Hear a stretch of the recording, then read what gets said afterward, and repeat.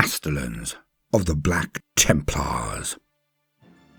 Welcome, gentle listener, I am Baldermort, your faithful servant, and I wish to introduce you to the forces, factions, and faces of the Warhammer 40k setting, the grim darkness of the far future, where there is no time for peace. There is only time for war. Now, if you enjoy these videos, do sling me a like and a subscribe, and click the notifications button, as they aren't that frequent, and YouTube will only send you a few out of those issued. New systems over there, so not as easy for us older channels to thrive anymore. So lend a bald a hand, if you're of a mind to do so. And today, we shall be discussing a rank that only really exists in one chapter of the Adeptus Astartes, the Emperor's own Angels of Death, the Space Marines. And, as it is clearly not Codex compliant, there are only a few chapters or bloodlines from where it may hail. The Space Wolves generally do not adhere to the Codex, some other successor chapters as well, but few. But as you well know by clicking on this video's card, we do not speak of them today. No. Today, we discuss the Fist of the Emperor, his Eternal Crusade. Those Marines that elicit the most violent and explicit of all reactions, for only a suicidal psychotic does not instantly lose control of their bodily functions when their mere name is mentioned. Only those who pray for the Emperor's peace can see their sigil and not instantly break and run for the deepest, darkest hole, and rock themselves slowly, holding their breath while hoping the shadow of death somehow passes them by. Of course, I can only be speaking of the Black Templars. The sons of Dawn, but those who feel the fire of his anger, the cold rage of Rogel turned to lava. The disciples of arguably the greatest Astartes who ever lived. The first Templar and champion of the Emperor himself, Sigismund. But first, before we get into the breakdown of what the rank is and what it means, let me try to pique your interest in them via a wee story. The Castellan. We were all accosted by the rancid stench of heresy the instant the landing ramps came down on our drop pods. We could see it in the foul twisting of statuary, the overgrowth of mosses and lichen with patches of fungi, like a tide of green creeping up from the roads and avenues, as if nature was reclaiming its own. But we all knew there was nothing natural about any of this. The previously beautiful walks and avenues were swallowed in this dark green mire, the glory of the Imperium's most devout labour, suffocated in slime. We spread out in a holding pattern and took cover amongst the many archways as I viewed the chevrons on my display. All was progressing apace. Squads under sword brethren Habermann, Vogelstein, and Kleinman had burst from their many drop pods and instantly assaulted the locations they had claimed. I, Castellan Gunther Binrick, oversaw proceedings. My guard, sword brethren Drachmann, Gunberg, Hohenheim, Juncker, Klinger, Ostermann, Vort, and Walder were primed and ready. I sprang from my position and rushed forward, rolling through a thick door to slam into cover. My brothers did likewise, ducking and using every shadow, archway, column, and wall to obscure our numbers, to cover our advance. Stub of fire slammed down to fill the courtyards we crossed. Few of us were even clipped by their bursts. None of it penetrated our power armor. As we passed, Drachmann and Walder swung into the building and took one staircase each, running up them to come upon the enemy who stood atop the crenellations. The sounds of crackling power and whirring chainsword haunted us as we rushed on. They would clear the palace within minutes. Vort and Juncker took after me as I was the spear tip. Grunberg, Hohenheim, Klinger, and Ostermann, the second wave, firing up at those above with their bolt pistols, each shot a kill, each kill another given the Emperor's peace, his purifying end. I rush on, coming across a small unit of traitors. As I cross in front of them, I continue, The unit of scum raise their lasguns on fire into walls as I pass, but even Vort and Junker ignore them and keep a pace with me. Grunberg and the second wave plough into them and slice limbs from torsos, heads from shoulders. The entire thing lasts less than 4 seconds before they are off after us again. A score of guard dead in their wake. I briefly focus on my heads-up display and confirm all is still proceeding. Haberman and the others have taken their locations. They are now fending off counter-assaults, but are, as expected, doing so with ease. Vort and Junker flank me as we hit the largest open-air square. Barreling forward, we outpace the reactions of the defenders yet again. 2 positions fire crack grenades down at where we should have been, if we were cautious, if we were not Knights of the Blade. Shards of broken marble explode behind us as lines of fire also attempt to follow us, but we are too fast. We are through the doors to this keep without even breaking stride. Vort and Junker now break left and right. Vort is under fire as soon as he smashes through a side door to our left. Screaming issues from there, as he hits the enemy with his chainsword, making bloody bits of them. To the right, Junker fires up his power sword and hacks through a door to much the same response. They will not stop my brethren. Their stubbers are too weak, their reactions too slow. They do not know where the weak points of power armor are. They will not stop my brethren. And already, Grunberg's wave are here.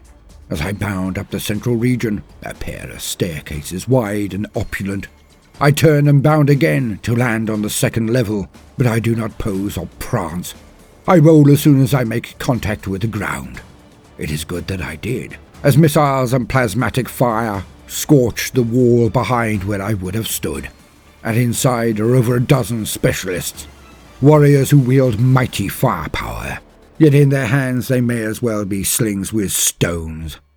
I do not stop my roll as I come up next to the end of their lines. I take the head off the first as I rise, gutting the second as I walk down their line. A few have wit and finesse. They train their weapons upon me, but I backhand slap one of the scum between us. He is jettisoned back into them, and they are bowled over. I dive into the air and come down on them, sword swung with precision. None of them have heads when I move to finish the last. I duck a plasma blast, twisting and rolling backwards away from another missile. It strikes the wall, but it is closer, so gouts of stone and rubble fill the air, blinding my foe. I give them no quarter. I slide across the ground and slice off 3 pairs of feet. Their owners fall to the ground screaming. I raise and unzip 2 more, one from groin to chin, the other from breastbone to thigh, my sword passing through muscle, bone and uniform with as much resistance as air. A master-crafted blade for a master bladesman. All of the scum are dead here now. I notify the sword brethren of the other squads to initiate the next stage of the attack. They continue to their secondary and tertiary objectives, and we move on. We always move on. This is a shrine world, and we will never falter, never rest, never stop. We will never stop until we have cleansed and purified every system around every star. We are the Emperor's wrath. We are his vengeance. We are his Eternal Crusade. So we now have an idea what a Castellan is. A leader. A man who leads from the front. But let us scrutinize the origins and implications of the station. After the siege of Terra was broken and the traitor legions fled into the void, the Emperor was near dead. The Emperor's body was shattered. His sons needed to chase the traitor legions out of the Imperium, if not exterminate them root and branch. This was all done by the loyalist Primarchs, but they needed to leave one behind to defend the realm from outside aggressors, and this was Robute Guilliman and his legion. Now the Codex Astartes was written by the Primarch of the 13th Legion, the Ultramarines. It was designed to break down the wings of the armies of the Imperium and to codify them, not only in their doctrines and tactics, but in their force dispositions and order of battle. One might wonder where he got the time to do such intricate philosophical and strategic analysis, until you realize he was left at home to guard the Imperium while his brothers did the actual fighting during the Scouring. So possibly a bit of, overcompensation maybe? But we all know I like to playfully prod at the shine on the avenging sun. But let us not get bogged down. Even though Rogel Dawn, the 7th Primarch, Imperial Fists, did not originally agree with the stipulations of the Codex, for it meant the breaking down of the Legion into the present format of chapters of Space Marines of no more than 1,000 Astartes, he did, eventually, bend the knee and accept the document. From that moment onwards, the Imperial Fists epitomized the theories and practices in the Codex even more than their originator. Yet this same consideration and acquiescence did not commute to his greatest son, Sigismund. Sigismund was indeed granted a chapter of Space Marines made up of the stock of the Imperial Fists, but these were men who followed him into that new organization freely. Nay, enthusiastically. They were the most zealous warriors in a time when zeal was not yet seen as a strength. The Black Templars. But after Sigismund formed his chapter, this is about as far as he took the concepts of the Codex. He adhered much more to the Principia Bellicosa, the original books written by the Emperor himself before the Great Crusade, and he never, ever gave up on the dream the Emperor dreamt. The campaign for Sigismund was never over. The Emperor had not called an end to it, so the fires of crusade were never diminished in his heart. And so, Sigismund took his warriors out into the stars on what has been known for 10 or more thousand years as the Eternal Crusade. Now, the Black Templars are unique in many ways, but their flaunting of the Codex is one that they are most known for. Well, that and their fanaticism and utterly unbreakable zeal. Now, the Black Templars are strange in that they do not rely on constraining methodologies.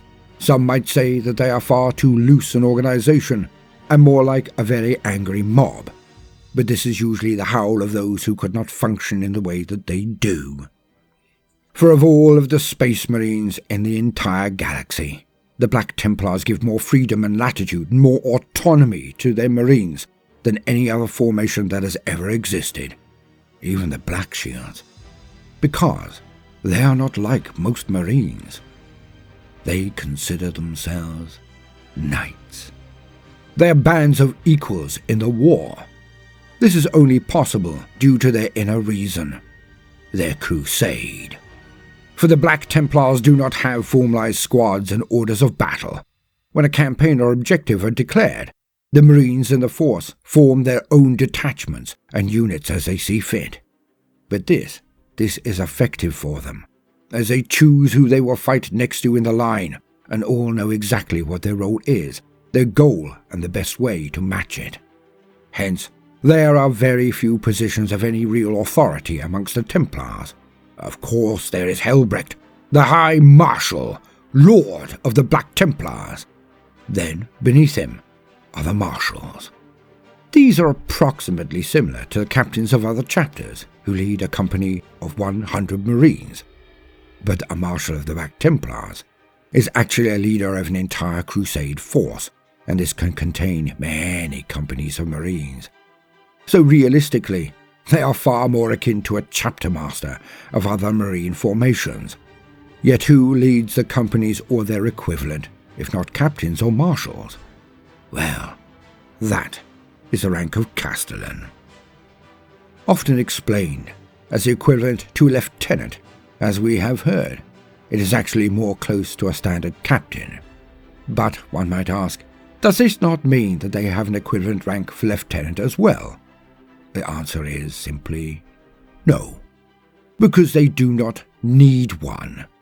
The individual drive of the knights, the units, squads and marines in the Black Templars means that the job of the lieutenant is not required at all. Why? Because the lieutenant is there to step into the gap when a captain dies, or to take a smaller segment of a formation into another region to wage war independently, But in the Black Templars, there is such cohesion, such singularity of purpose, that if the Castellan is negated, slain, or incapacitated, then the veteran sword brethren merely elect one almost instantaneously. For there is so little ego in the Black Templars that there is no jockeying for position or power. For many of them simply do not want the title or responsibility, not because they are lazy or lackadaisical, but because it would force the elevated warrior further from the front and dishing out the Emperor's wrath on the unclean. Mano a mano, face to face, is where the Black Templars excel. It is where their hearts sing. Only the orcs have the same zeal and enjoyment for combat. Hence, when a Castellan finally passes or is negated, then a veteran with authority through deeds is forwarded, and it is often voted on unanimously and incredibly swiftly. For if the initial choice is not supported, then the onus of this tedious trial may be placed on them, and few sword brethren wish that fate to be their own. Where the lieutenant of the Ultramarines may sit in a bunker, stuck to a screen, orchestrating the perfect disposition and counters across a battlefield, the Castellan of the Black Templars is more a guide. He will make sure that all strategic and tactical objectives have received a volunteer force to neutralize them. Then, when all is well and the engagement is in full force, the Castellan will then lead his own forces directly into the foe and wet his chainsword with the lifeblood of the enemy, be they Xenos, mutant traitor, or witch. The word Castellan is archaic and means the governor or warden of a castle or other fortification, and this is exactly how the Black Templar Castellans act. He is the lord who must organize his knights so they can attend the battle. He is the one who makes sure that all are content and have gained their objectives. But he does not actually have control over the knights who fight in his force. They choose and accept risks as they wish, and that is more freedom than most humans will ever experience in this hellish nightmare of the grim darkness of the far future. Yet, one must remember that these are Black Templars. The role may not be wanted by many of them, but they will not take orders from those who have not shed their blood for the Emperor. They will not follow any that they do not respect. So any Castellan is a hard-bitten veteran, and a man worthy of respect, fear, and following. They follow him not because someone has decided they have done enough time in the ranks, nor that they have kissed the right rings at the right time to the correct depth. The Black Templars follow nothing but strength and devotion. So when one sees a Castellan of the Black Templars, one can know with absolute 100% certainty that you stand in the presence of one of the most able, courageous, indefatigable, and violent warriors humanity has ever produced. Because they lead from the front, and always have, for they are men worth following. The Castellan is the ultimate expression of the breach of the Codex Astartes. They exist in numbers far exceeding any lieutenant of any other chapter. For the Eternal Crusade is without restraint, without constraint. And they will be damned if they ever reject a faithful warrior because of a number written on a bureaucrat's spreadsheet. Gilliman, of course, knows it. So too will the Lion. For the Eternal Crusade kneels to none but the God Emperor of mankind.